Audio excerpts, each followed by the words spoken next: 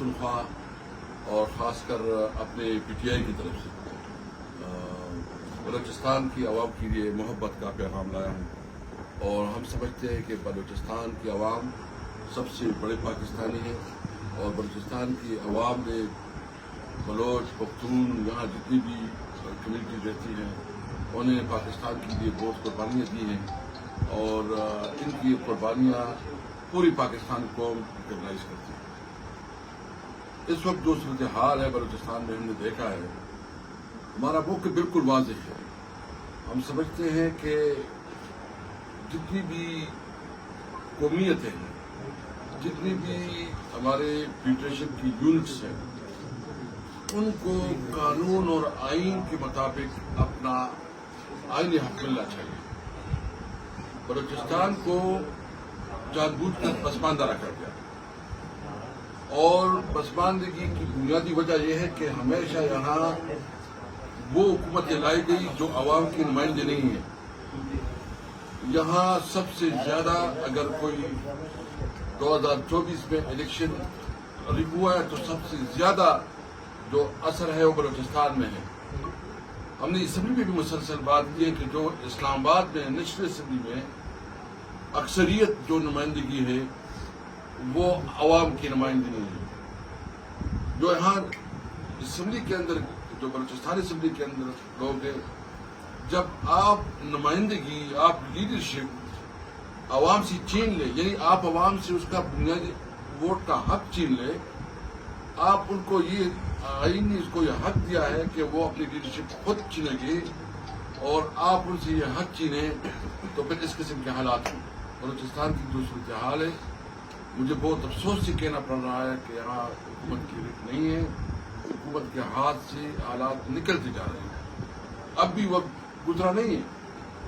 آئے میں تمام حکمرانوں جس کو اقتدار کا بڑا شوق ہے، اگر یہ ملک رہے گا، یہاں امن ہوگا، تو آپ کی اقتدار اور سیاست اور پولیٹیکل پارٹیز ہوگی، سب کو اپنی سیاسی انا، ذاتی اناد، اس کو کچھ رکھ کے پاکستان کا سوچنا ہوگا، اور پاکستان کی بقا اس میں ہے کہ اس ملک میں قانون کی حکمرانی ہو، آئین کی بالادستی ہو، اور پارلیمنٹ میں وہ لوگ بیٹھے ہوں جو عوام کی صحیح نمائندے ہیں۔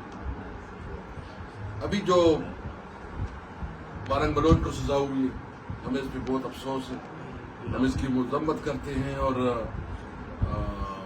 ہم یہ بھی مطالبہ کرتے ہیں کہ بارنگ بلوچ کو انصاف ملنا چاہیے۔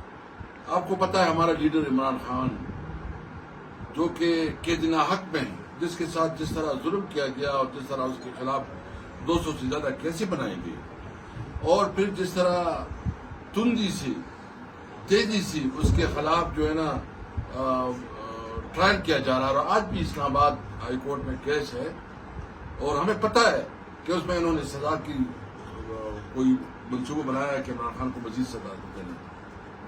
جب پہلے سے پتا ہو کہ اس میں سزا ہونی ہے تو مجھے بتاؤ وہ انصاف کا نظام کہاں گیا؟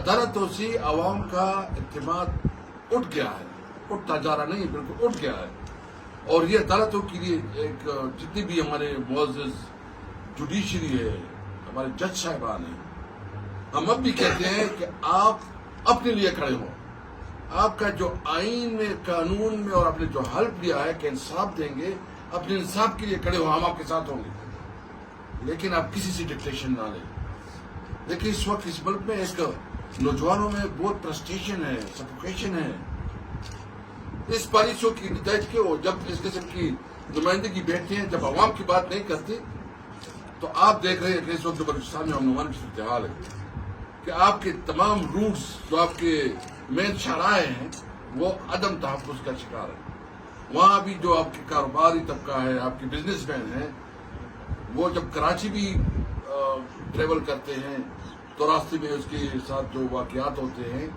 تو کون اس صوبے میں یا اس ملک میں کاروبار کرے گا؟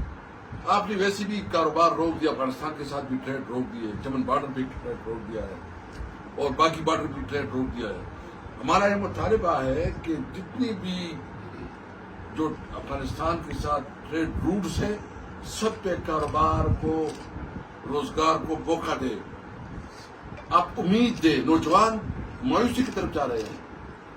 ابھی تک ہم نے جو ایران اور امریکہ کے مذاکرات ہو رہے تھے تو ہم نے اس کو سپورٹ کیا پاکستان کے خاطر, لیکن یہ بتایا کہ اس کے ثمرات کیا آئے ہیں.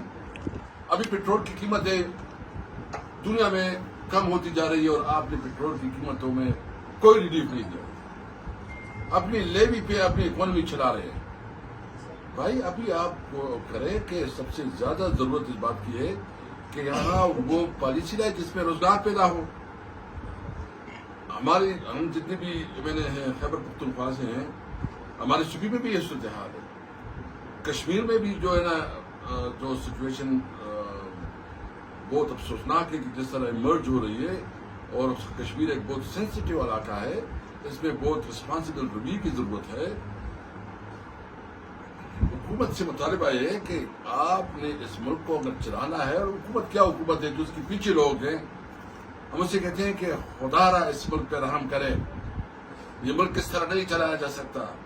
ملک تب چلے گا جب ملک میں ہر شہری کی بنیادی حقوق کا تحفظ ہوگا اور اس کو احساس ہوگا کہ یہ ملک جو ہے نا میرا ہے اور میرے حقوق محفوظ ہے, میرے حقوق کا تحفظ ہے.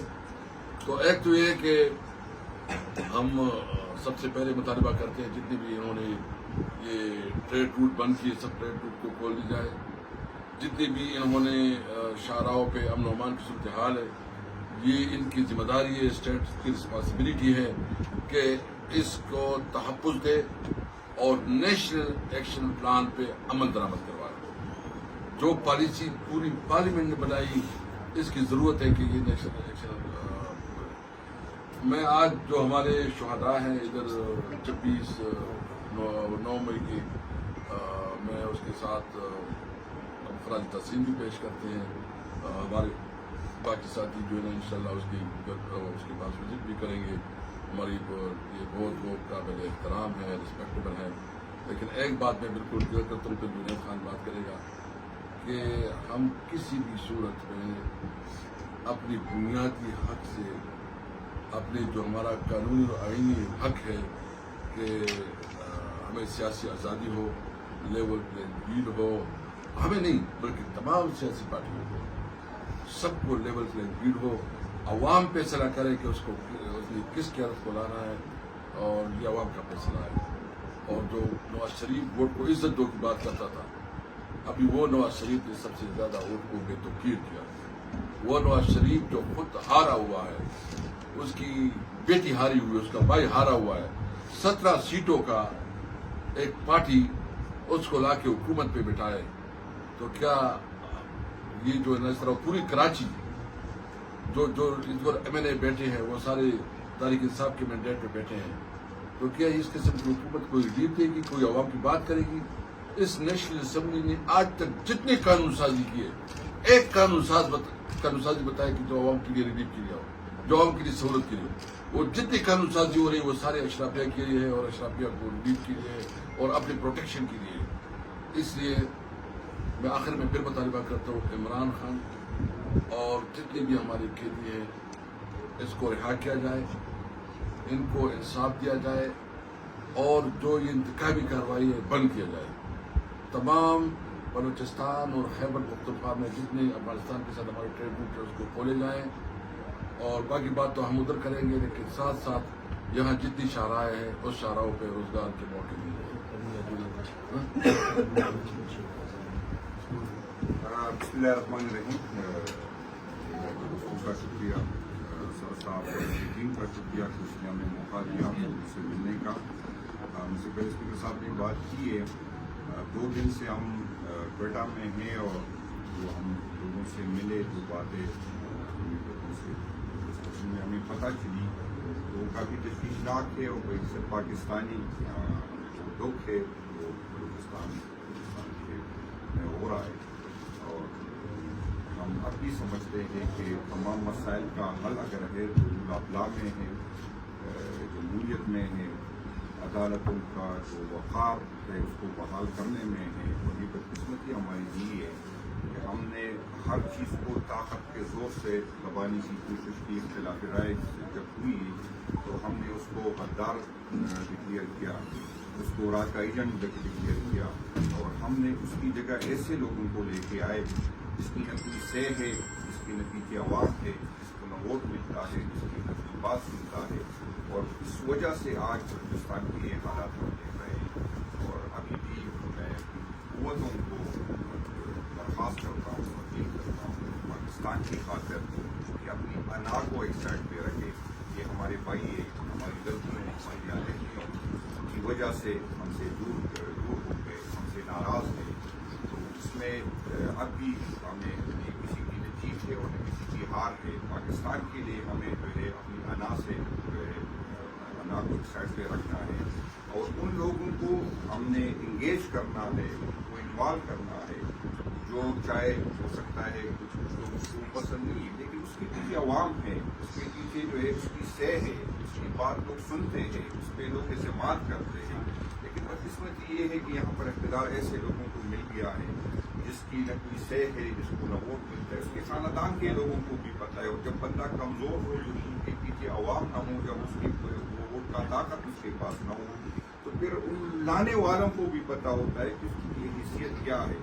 تو ہم یہی اپیل کرتے ہیں کہ ہمارے جتنے بھی ہمارے دوست ہم سے ناراض ہے, ہم سے ہے, تو اس میں ہمیں اپنی غلطیوں کا اصلاح کرنا ہے, ہمیں ان سے معافی مانگنی ہے, اور ان غلطیوں کا اصلاح اسی صورت کریں گے جب ہم اس کی جو ہم مانیں. پہلے تو ہمیں ماننا چاہیے کہ ہماری غلطیوں, ہماری نااہلیوں کی وجہ سے حالات اس سائڈ پہ آ گئے.